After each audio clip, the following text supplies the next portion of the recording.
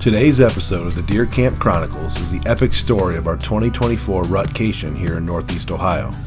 The crew spent countless hours in the field chasing some truly great whitetails this fall.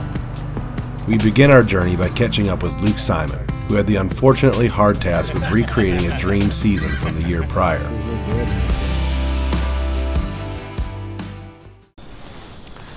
Alright guys, it is October 17th.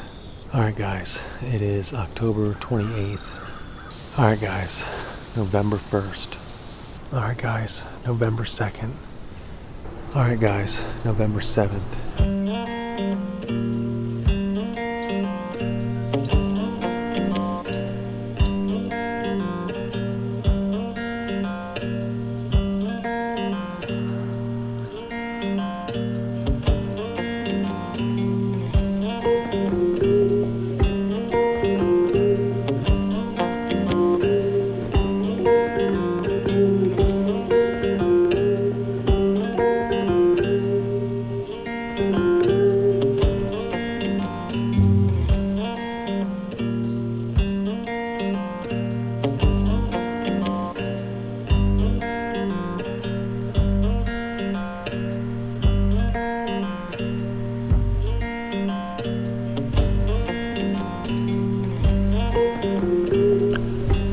Guys, November 9th.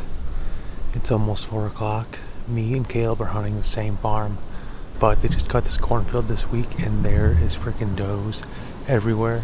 The farmer's been on me. He's like, kill some does. So tonight, me and Caleb, the goal is to shoot 2 does. Hopefully a mature buck walks out before the does start showing up, but guys, I'm really happy. We're going to shoot some does tonight. That's the plan, and we're going to get on some deer, cut some deer up tomorrow.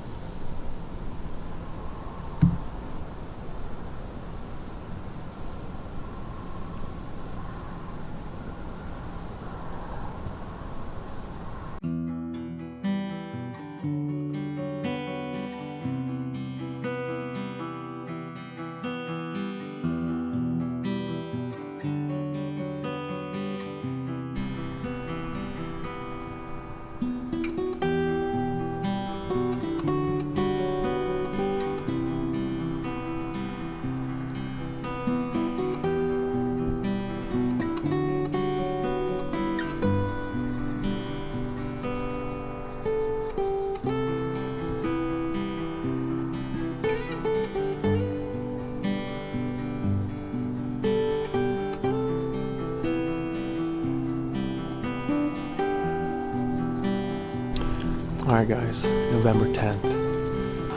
Alright guys, it is November 13th. Alright guys, November 16th. Alright guys, November 22nd. Alright guys, November 23rd.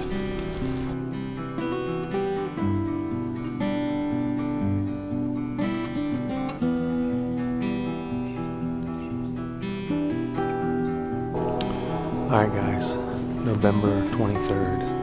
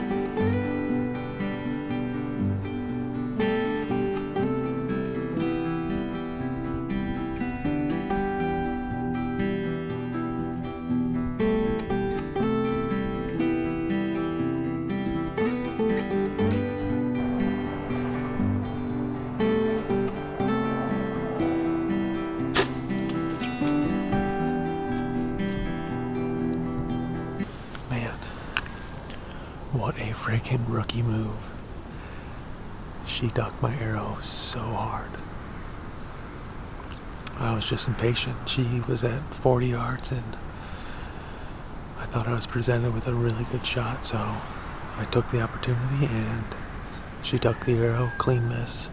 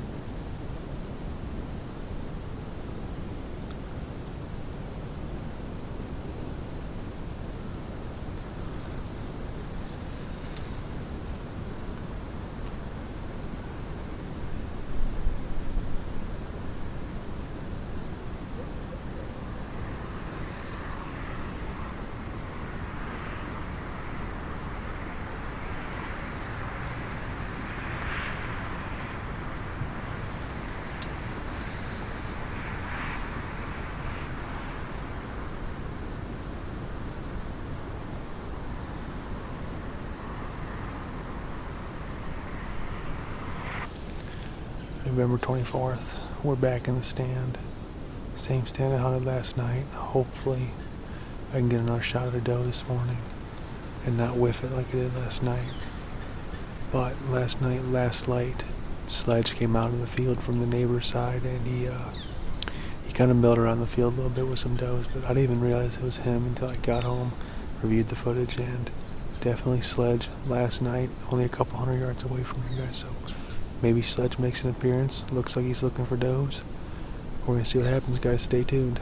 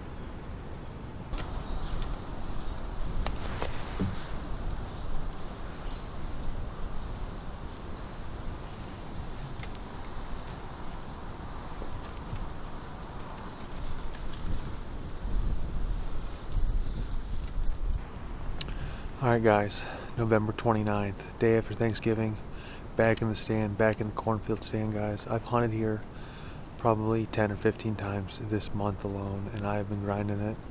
I've been seeing mature bucks, I've been seeing does. I missed the doe. Tonight we're going to shoot a doe if we get a chance, but I'm hoping guys the big bucks come out tonight. I know there's big bucks in the area. One of my shooters though did end up over at the home farm about 2 miles away. It's awesome that we can see that via trail camera.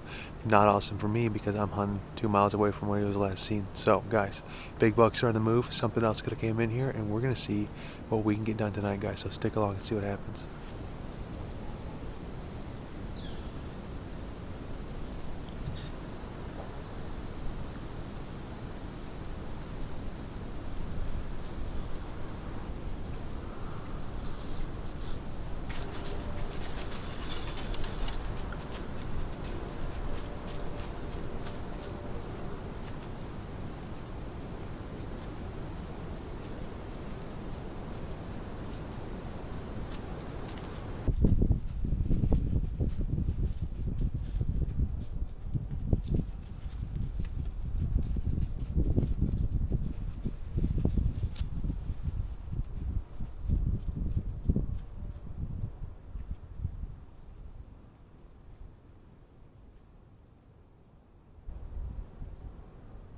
Alright.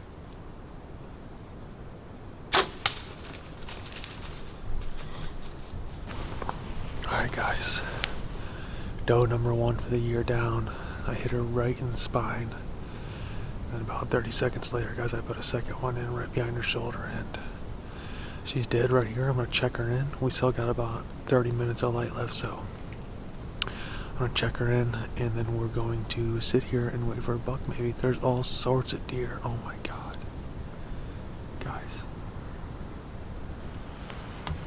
A red-tailed hawk just flew like 5 feet in front of my face. He is super curious about this deer, so we're going to get her checked in, and then we're going to sit and wait for a buck. We got a little bit of light left guys, like I said, so hopefully guys, a buck comes out. We got a deer on the ground, so pretty good feeling to have a deer on the ground before gun season, guys. Luke will continue his story during the upcoming late season push here in Northeast Ohio. Next up, we are going to switch gears over to another one of our regulars, Nick Schlau. As he saw in the previous episode, Nick ended his season with a buck we called the Imposter, his 5th mature buck he's taken since we started this madness of filming our lifestyle. What we haven't shown is the incredible up and down season he had with his bow prior to gun week, including what is possibly our best on-stand buck encounter ever.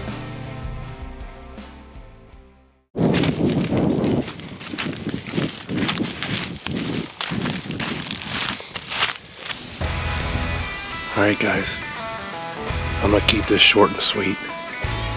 We're here to kill 150s. It's been a long day. And that's literally all we're here for.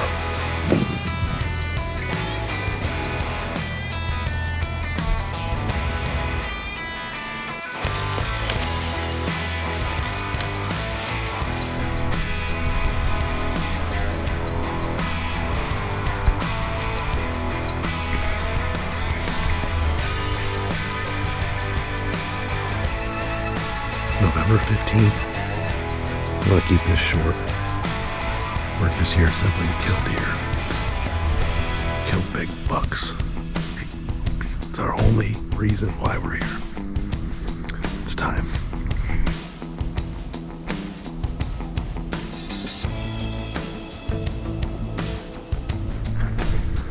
Sometimes to get great results, you gotta do some crazy things. Me and Nick are hunting a stand tonight that we've been busted out of a lot because it has no back cover. Single stem tree, edge of the field. But it's the tree that we have to be in. So, I'm going in early. I'm going to set up a bunch of cover with these cedar boughs. Hopefully, one, they don't see us as easily in this tree. These big old does, they always pick you out. Two, maybe a little bit of cover scent. These things smell awesome, so Nick will probably be out here in about 30 minutes. So I got about 20 minutes to get this done, get all my shit set up. I'll probably have a shooter come in before he gets there, but that's the game you play.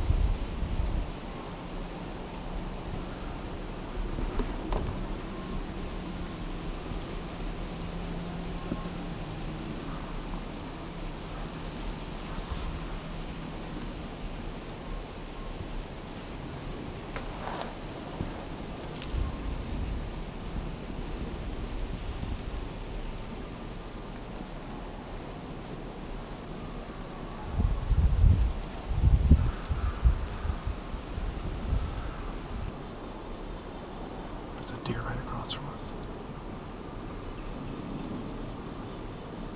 He don't give a shit about it. Yeah, he's working south. I got him on video. And there's a deer at the edge of the field.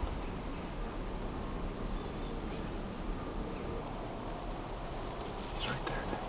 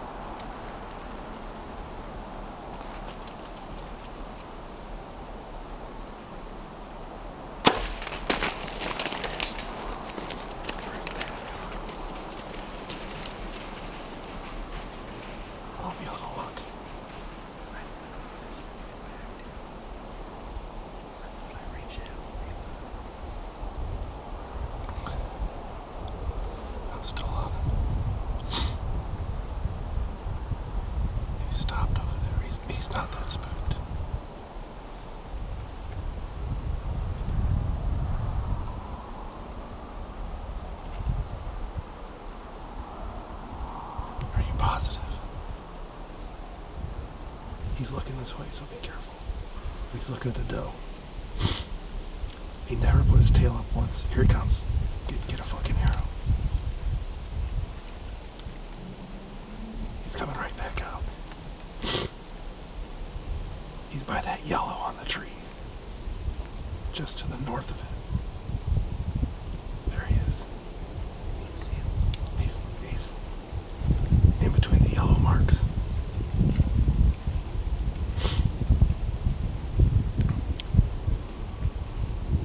He's flickering his tail.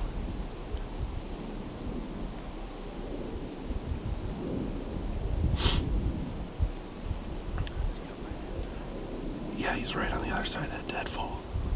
South of the deadfall. Coming out. He's coming out.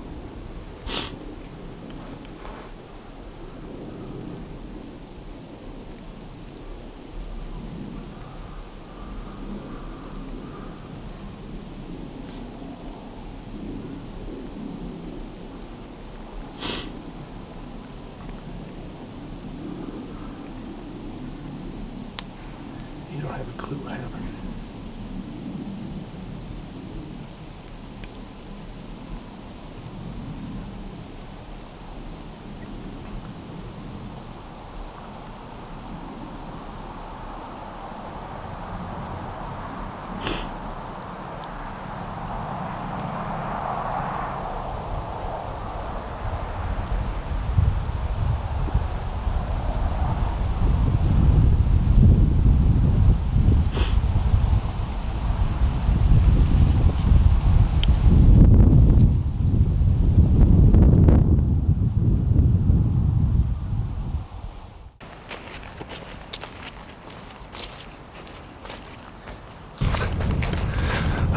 just real simple. We got unfinished business. It's cold. It's snowing.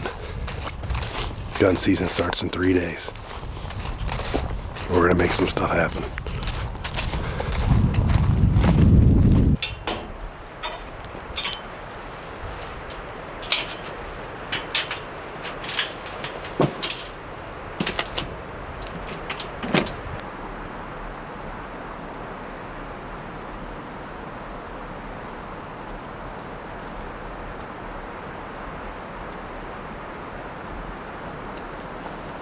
He's coming out of the field, just so you know.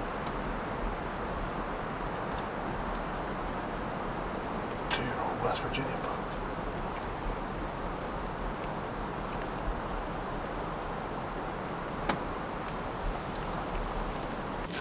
I see him. Well, there's two. I'm filming 2 bucks. I see fire, I think. Yeah, I'm filming flyer. Another buck. Chunk out his back.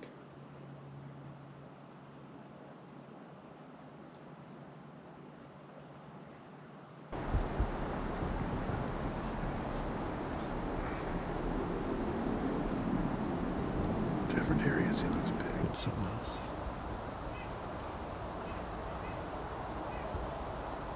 When the buck goes out there, he's gonna get pissed. Jesus, that's hard. Yep. Chunk out his back.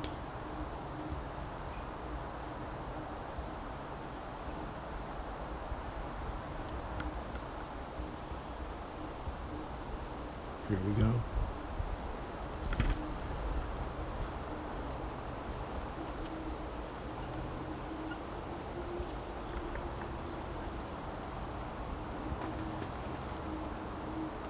She's watching this way, so he's married to her, just so you know.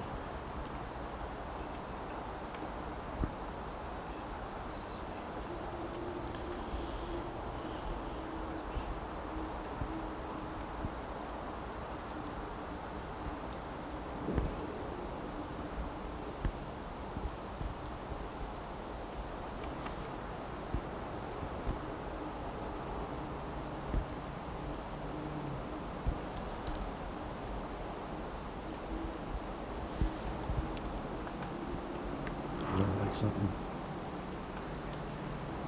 He's stomping. He's not looking at us, but he don't like something.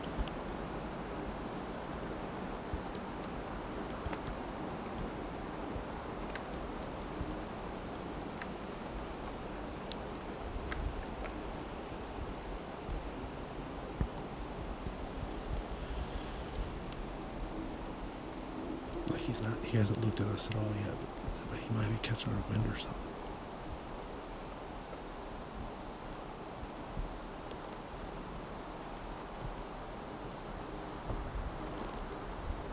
He's gonna do whatever that dude does, though.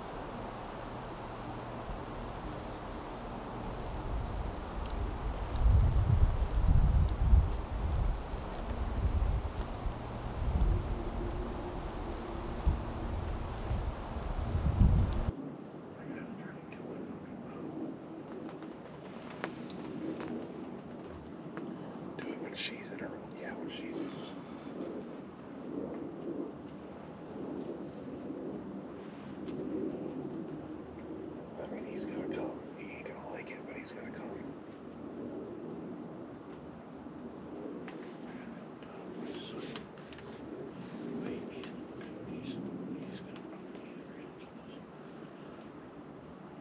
He can't see me.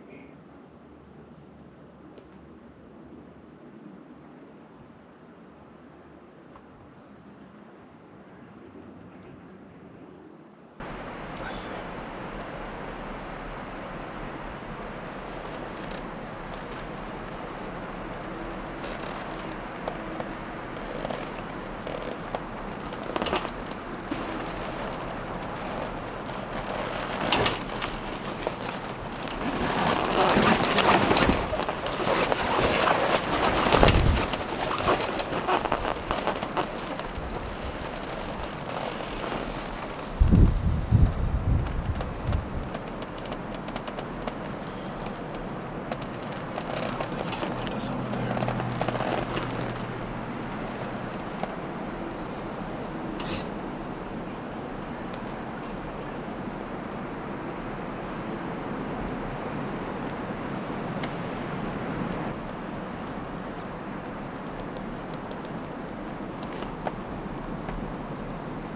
It's moving west.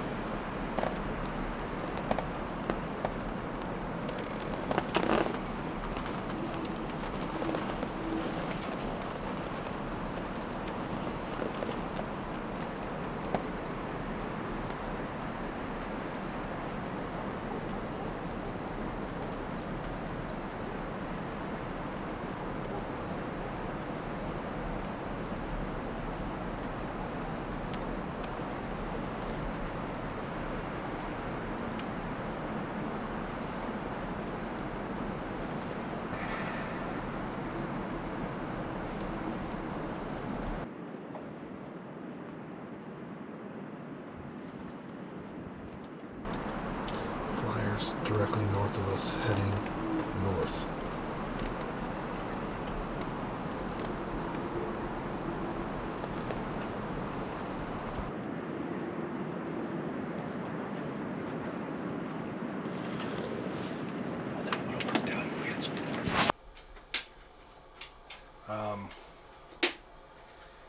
Put ... What's funny is we saw him the first time, and then he went into that woods before he came back out. I told Phil, I'm like, there's no fucking Chris in that. And then I fucking missed him.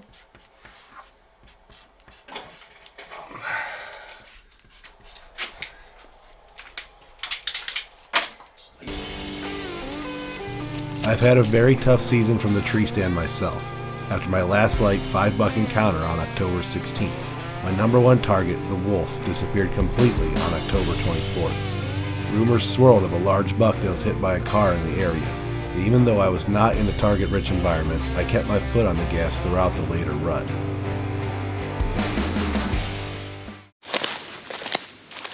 Alright guys, I'm doing something that's frowned upon by some, encouraged by some.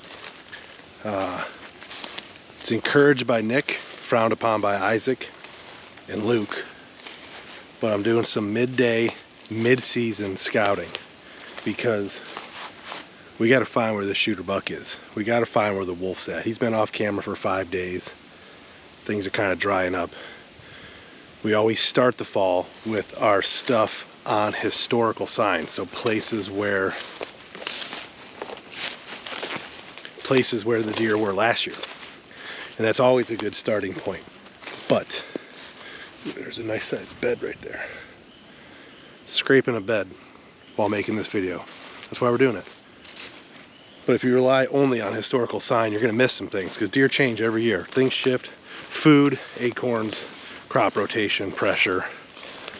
They get a little bit older, smarter. Everything kind of changes. So I'm going in today, Can move some cell cams around, can move some video cams around and try to find out where these mature bucks are spending their time. We have a stretch of warm weather and rain coming, so it's a perfect time to do it. Mentally, I'm telling myself it's a perfect time to do it. Not gonna mess the woods up too much, so I'll report back if I find anything good.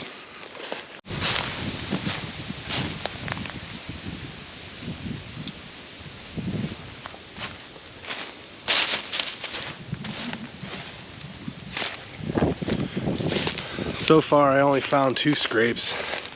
I added a cell camera to the Megatron stand where I missed him last year because there was a decent scrape there and a watering hole. And Isaac said he's been seeing a lot of action out of that stand. He's hunted it a few times. So I added a camera there, left everything else, but added a Browning to Possum Run. I made a big mock scrape, as you can see back there. Added a Browning. I had a good hunt out of here the other day, so I know the deer are using it. There's just not a ton of sign, but got a scrape on that stand. I'm gonna go throw a camera on the edge of one of the cut cornfields, and then we're gonna head to a neighboring farm, do some scouting over there, add a cell camera, hang a stand. Lots of work today. Lots of work.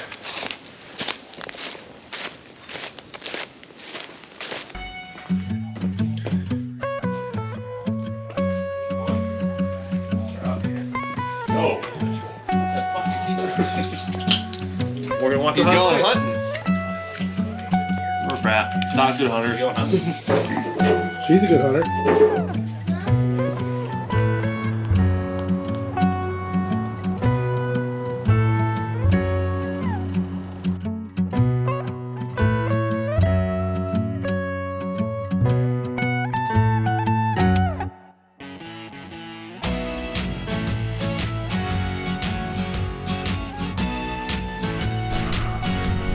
November 12th. Cold and windy. Temperatures in the 40s.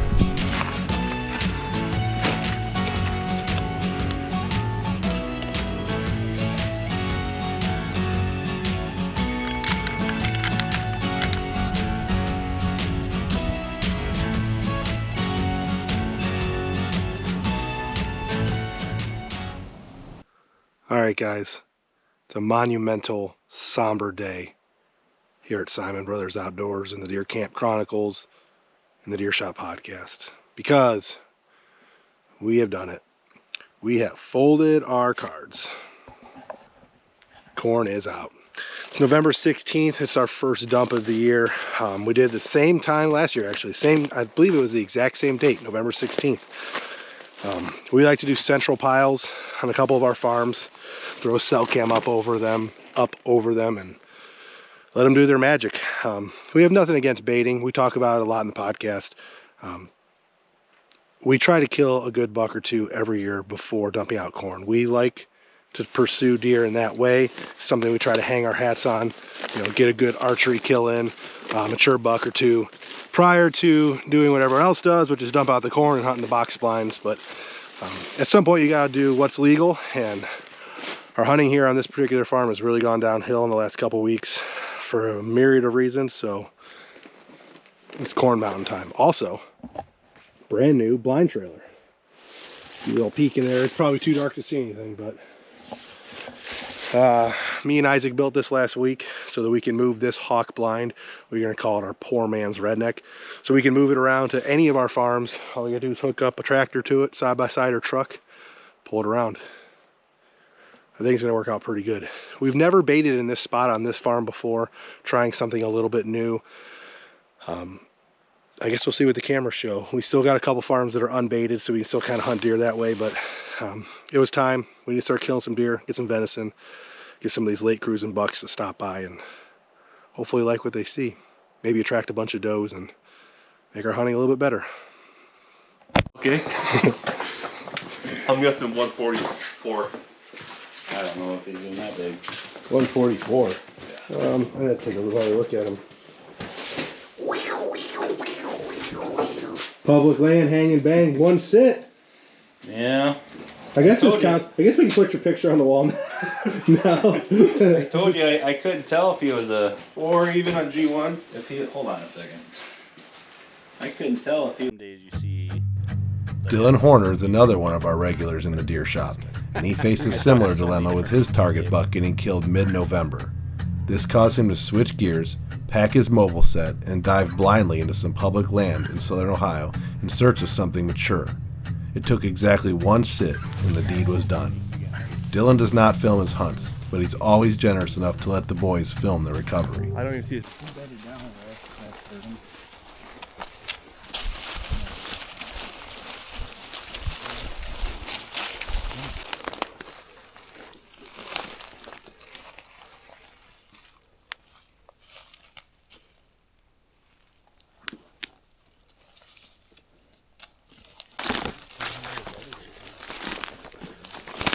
He must have got out of that bed and came here. I was only just bedded for shit. Coyote got to him too. Thanks. Bad. Smells real bad. Oh my god.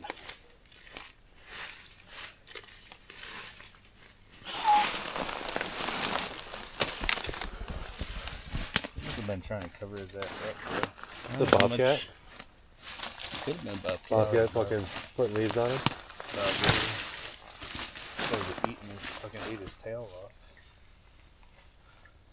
Well, he looked a lot bigger. He's still pretty Still a good good deer. He's prey. I don't know.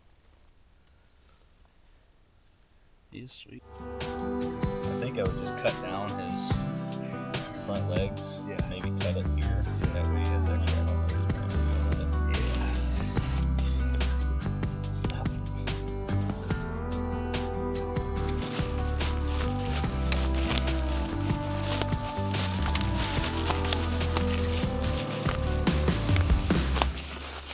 Yeah, no fucking teeth. They're there. No, it wasn't that. You fucking hunt's the most inconvenient places ever to fucking get a It's worn stand down. A little bit. straight up. This motherfucker won't. Straight up and straight No. down. He's probably 4. His fucking neck, though. I mean, he had a big fucking neck. take you guys that long, man. No, we fucking quartered him up. I sent you a picture. I read it. And I was like, oh. Oh.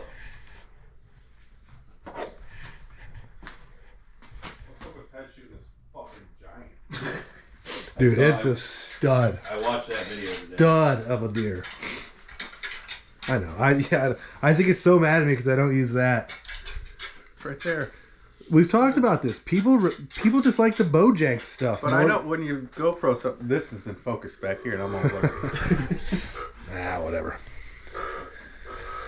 Get ready for a little podcast night, little deer shot party, little celebration. We'll eat some venison, drinking some beer, some bourbon, smoking some stogs, crying about spilled milk. Mustache is awful. Yours or mine? Mine. Yeah, you look like a pedophile.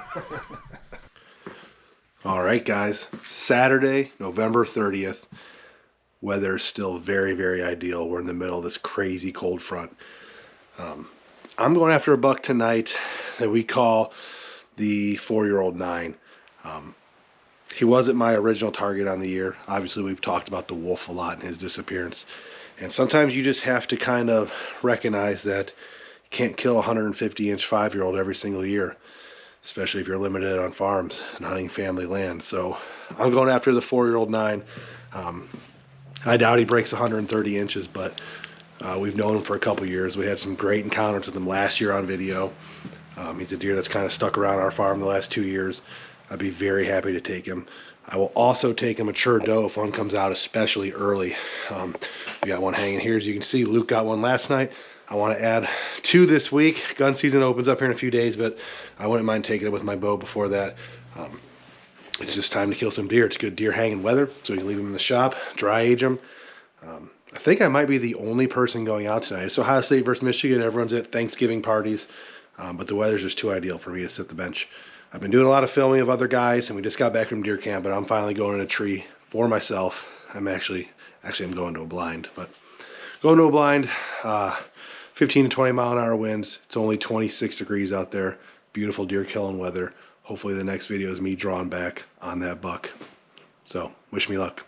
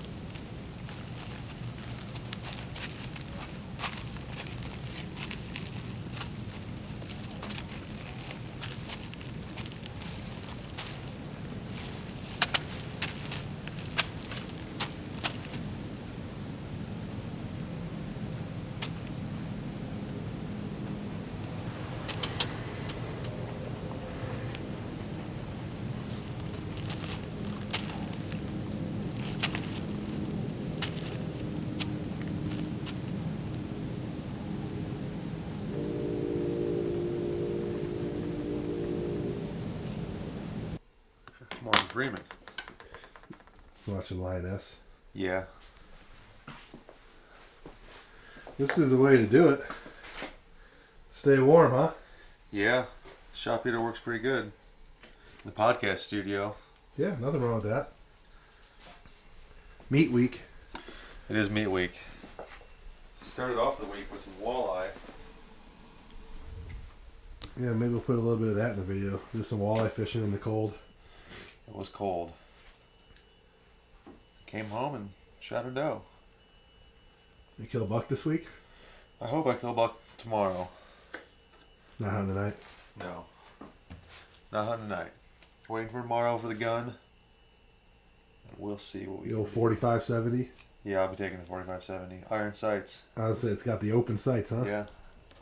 So my range goes from 25 yards to about 45 yards. Oh, come on. Gus McCrae was able to hit him at 200 with one of them. Not me. I'm worse with a gun than I am with a bow. That's the theme around here. We're not good gun hunters. Except for Isaac. Yeah.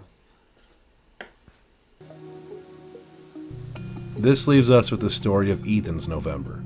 After some close calls in October and multiple fruitless trips to Kentucky, Ethan returned to school this fall, limiting his time afield. He was still able to string together a few good hunts, but that first mature buck is still proving to be ever elusive. Alright guys, it is December 1st. It's the Sunday before opening day of gun season here in Ohio. So me and Caleb are both out. Caleb's out with Nick. I'm out solo. I'm hunting the 9-point on the south side. Give him the 10-point a pass, so if he shows up, we're not going to shoot him. Although he would be my biggest deer by 20, 25 inches. I told Caleb that I'd pass him if he passed him, and he passed him last night at 20 yards on video. So I'm on the 9-point, or if the south side 8 shows up again, that'd be cool. He'd be dead. He'd be my biggest buck by far. But we're going to see if we can make something happen the day before gun season. Stay tuned.